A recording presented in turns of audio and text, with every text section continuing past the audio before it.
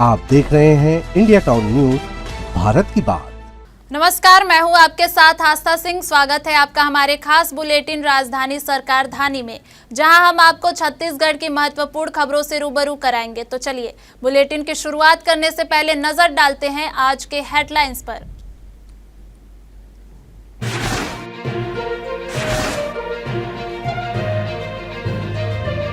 छात्रों को मिलने वाली छात्रवृत्ति में अब नहीं होगी देरी। शायद सरकार ने तय किया समय, 4 महीनों में खातों में भेजे जाएंगे पैसे।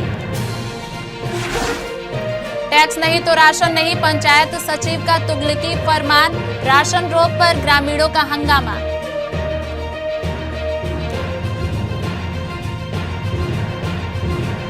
सार्वजनिक शौचालयों की कमी महिलाओं के लिए बनी बड़ी समस्या, निगम को नहीं मिल रही जमीन।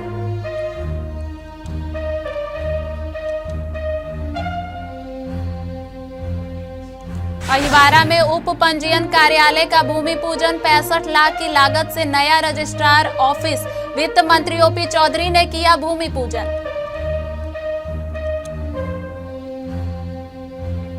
शिक्षकों को अब लापरवाही पड़ेगी, भारी निलंबन के बाद स्कूलों में होगी पोस्टिंग। डीपीआई ने जारी किया आदेश।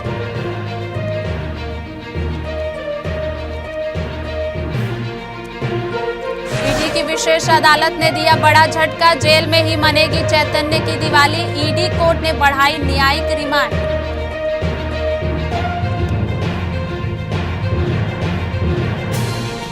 नहीं रही छत्तीसगढ़ की बाघिन बिजली, बेहतर इलाज के लिए भेजा गया था गुजरात। वंतारा ने सोशल मीडिया पर दी जानकारी।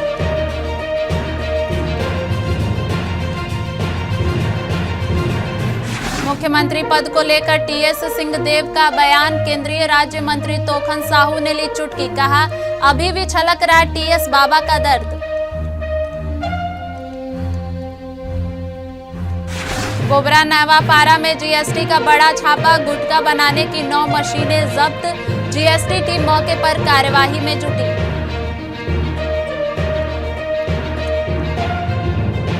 एनएचएम कर्मचारियों को दिवाली से पहले तोहफा, 5% वेतन वृद्धि की बढ़ोतरी। 14,000 से अधिक कर्मचारियों को होगा सीधा फायदा।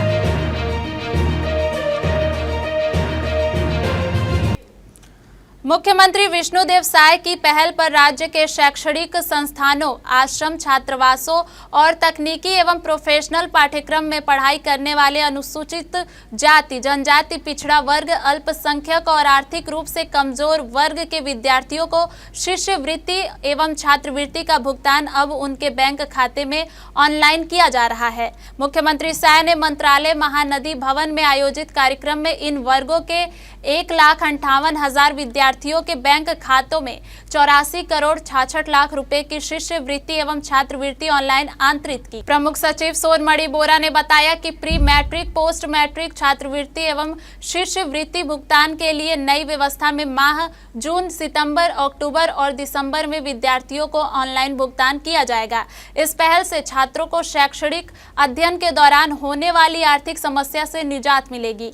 प्रमुख सचिव बोरा ने बताया कि मुख्यमंत्री साय के नेतृत्व में सुशासन की दिशा में लगातार हो रहे इन प्रयासों से शासन प्रशासन को पूर्व की तुलना में अपेक्षाकृत अधिक जवाबदेही और पारदर्शी बनाया गया है। मैनपुर ब्लॉक के अंतर्गत आने वाले ग्राम पंचायत मैनपुर खुर्द में पंचायत सचिव द्वारा जारी एक तुगलकी आदेश से ग्रामीणों में भारी आक्रोश फैल गया है। आदेश के अनुसार जिन लोगों ने पंचायत कर टैक्स जमा नहीं किया है, उन्हें पीडीएस के तहत राशन नहीं दिया जाएगा। ग्रामवासियों का कहना है कि यह फैसला खाद्य सुरक्षा अधिनियम 2013 का सीधा उल्लंघन है। इस अधिनियम के तहत हर पात्र परिवार को आवश्यक राशन की आपूर्ति सुनिश्चित की जानी चाहिए, चाहे उसने पंचायत टैक्स भरा हो या नहीं। ग्रामीणों के अनुसार पंचायत सचिव ने यह फरमान हाल ही में ग्राम सभा में या नोटिस के माध्यम से जारी किया है। इसमें स्पष्ट लिखा गया है कि जब तक पंचायत टैक्स जमा नहीं होगा, तब तक राशन वितरण पर रोक रहेगी। इस निर्णय के बाद गांव में हड़कंप मच गया है। सैकड़ों राशन कार्डधारी गरीब परिवारों को डर है कि महीने का राशन नहीं मिलेगा। ग्रामीणों ने इस तुगलकी आदेश को अवैध और अमानवीय बताया है। धमतरी जो छत्तीसगढ़ का सबसे पुराना नगरीय निकाय है और पिछले 10 वर्षों से नगर निगम का दर्जा प्राप्त कर चुका है, वहां एक चौंकाने वाली स्थिति सामने आई है। शहर की मुख्य सड़कों और बाजारों में एक भी सार्वजनिक शौचालय उपलब्ध नहीं है। करीब 140 साल पुराने इस शहर की तस्वीर यह है कि 5 किलोमीटर लंबे मुख्य मार्ग पर भी एक भी सार्वजनिक टॉयलेट नहीं है। शहर के मुख्य बाजार सदर रोड में भी कोई सुविधा नहीं है। केवल धमतरी बस स्टैंड के भीतर एक शौचालय मौजूद है, लेकिन वह शहर के बड़े हिस्से की जरूरतों को पूरा नहीं कर पा रहा है। इस व्यवस्था का सबसे बड़ा खामियाजा महिलाओं को भुगतना पड़ रहा है, जो किसी काम या खरीदारी के लिए बाहर निकलती हैं। अगर उन्हें टॉयलेट की जरूरत पड़े तो पास में कोई विकल्प मौजूद नहीं होता। ऐसे में उन्हें या तो मजबूरी में किसी निजी दुकान या होटल की मदद लेनी पड़ती है या असहज स्थिति का सामना करना पड़ता है। धमतरी नगर निगम खुद भी इस कमी को स्वीकार कर रहा है। अधिकारियों का कहना है कि वे महिलाओं के लिए पिंक टॉयलेट बनाने की योजना पर काम कर रहे हैं, लेकिन शहर के अंदर जमीन नहीं मिल पा रही है। बहुत होते रे, हाँ हम ये तरफ जाकर रे मोटर के पीछे में बैठकर हम अभी बहुत परेशानी होती। ये गली बनाए ना तो एकदम गंदगी कर देगी, तो गंदगी में कौन बैठी। हम तो गने तो भी से एक दिन नहीं गए ना, ये भी जाथन बोला दुकान में। आसपास बाथरूम की सुविधा नहीं है, गली में है, लेकिन गली जो है ना वो गंदगी। बहुत परेशानी होती। हमन तो एक खाना खाथन ना दे, फिर गोला दुकान है ना ओकर पीछे में जाथन, बेचारा मन के मोटर जो रखे रहते ना ओकर पीछे में बैठ के आथन। अब जैसे कि तहसील और क्या बोलते हैं ये गांधी मैदान, जिसको अगर कहा जाए तो धमतरी का मेन स्थान है, जहाँ पे तहसील में लेके हर धमतरी जिला के प्रत्येक ग्रामीण क्षेत्र के लोग यहाँ आते हैं और जितने भी संगठन के हैं या कोई भी विषय को लेके यहाँ पे धरना प्रदर्शन करते हैं, चाहे वो कोई भी कर्मचारी हो, प्रशासनिक हो, जो भी हो। तो महिलाओं पुरुष तो अपना कहीं भी जाके अपना वो कर सकते हैं, लेकिन महिलाओं के लिए बहुत ज़्यादा दिक्कत होती है, क्योंकि यहाँ पे धरना प्रदर्शन होते रहते हैं। इस बीच ना तो शौचालय की सुविधा है, ना ही तो आप चाहे कोई भी जगह ले लो, आप चाहे तो अर्जुनी मोड़ से लेके आप घड़ी चौक से लेके आप अम्बेडकर चौक से लेके रुद्री चौक तक जो मेन जगह है, वहाँ पर भी शौचालय की सुविधा नहीं है, जिससे महिलाओं को बहुत ज़्यादा दिक्कत होती है। आपका विषय बहुत चिंताजनक है और इसमें हमने प्रयास भी किया है। एक तो बस स्टैंड के अंदर शौचालय बनाया है, दूसरा मकई गार्डन के अंदर शौचालय बनाया है, तीसरा गार्डन जो हम लोगों ने डेवलप किया है, तीसरा शौचालय जो हमने डेवलप किया है गोल बाजार मार्केट के अंदर में।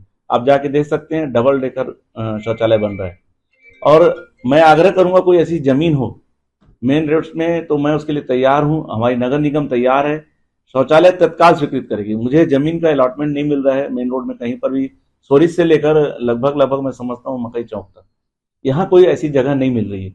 राजीव कॉम्प्लेक्स में भी है तो ठीक नहीं है, जर्जर है, और वो उसको ऑलरेडी डिसमेंटल करना है, कॉम्प्लेक्स को नया उससे भवन निर्माण करना है, लेकिन इसके बीच में अपने पास कोई जगह नहीं है। आपसे भी आग्रह निवेदन करता हूँ कि कोई जगह हो तो मुझे बताएं, शौचालय वहां तत्काल दिया जाएगा।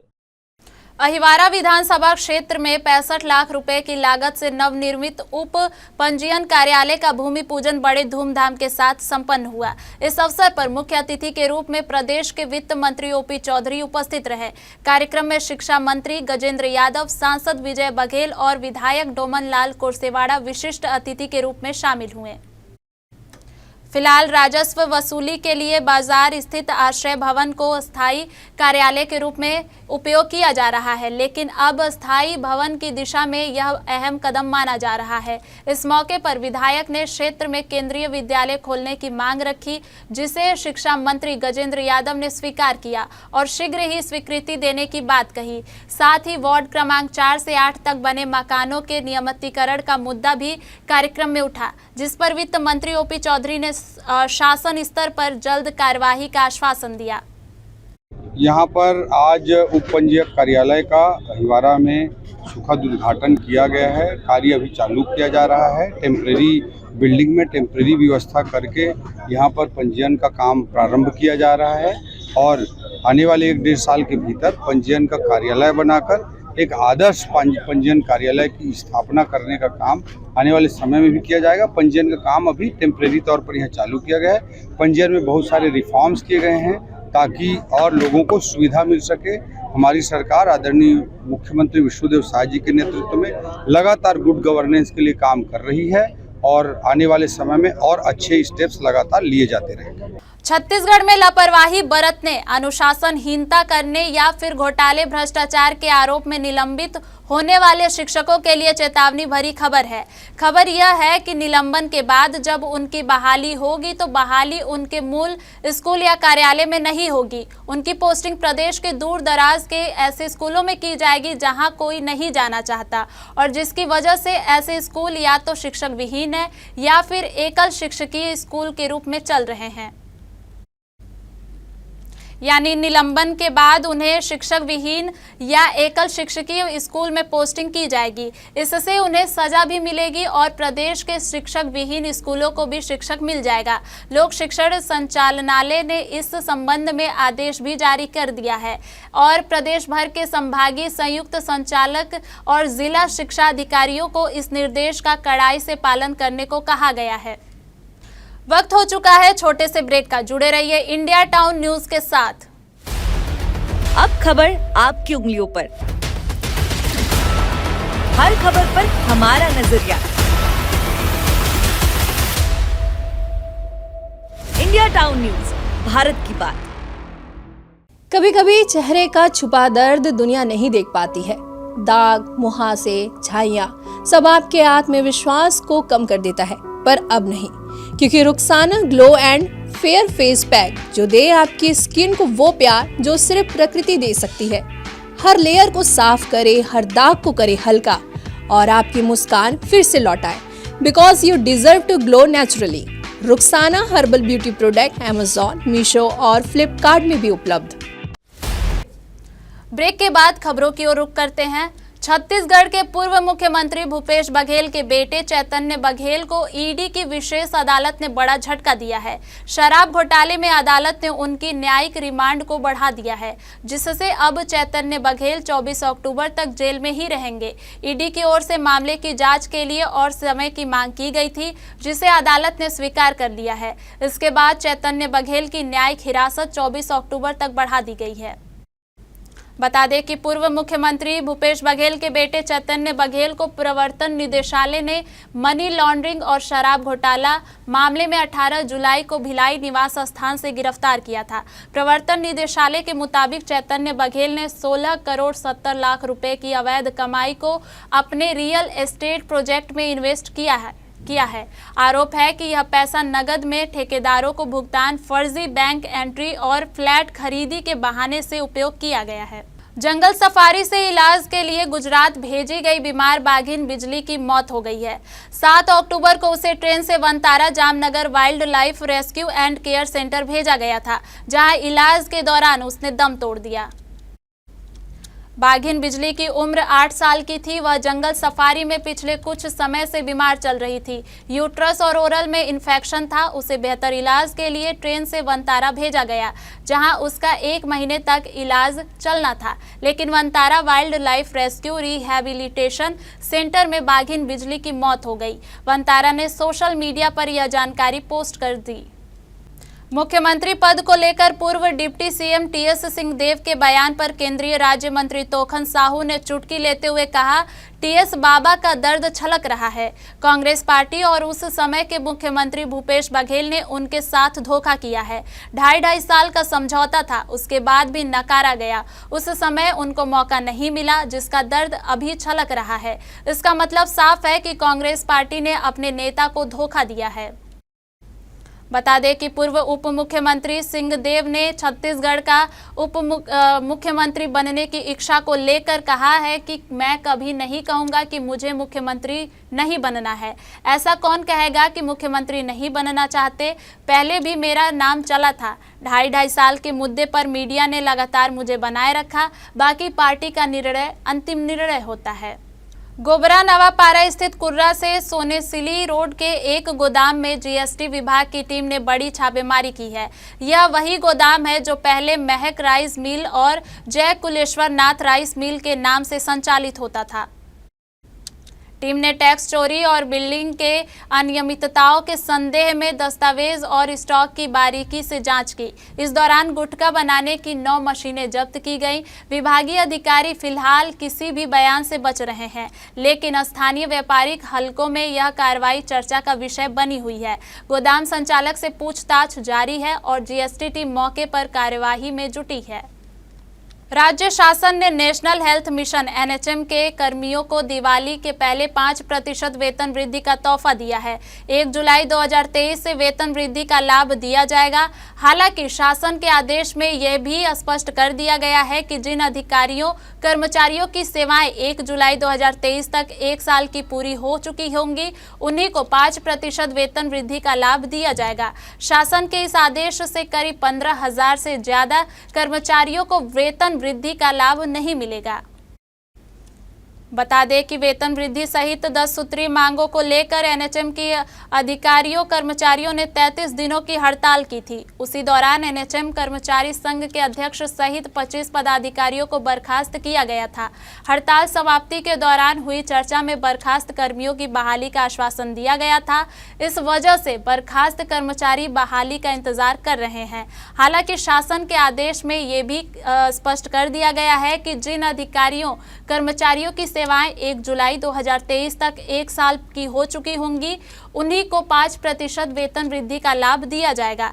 शासन के इस आदेश से करीब 15,000 से ज्यादा कर्मचारियों को वेतन वृद्धि का लाभ नहीं मिलेगा। हमारे खास बुलेटिन राजधानी सरकारधानी में फिलहाल इतना ही। अगली बार फिर मिलेंगे एक नए विषय को लेकर। तब तक के लिए देखते रहिए इंडिया टाउन न्यूज, भारत की बात। नमस्कार। आप देख रहे हैं इंडिया टाउन न्यूज, भारत की बात।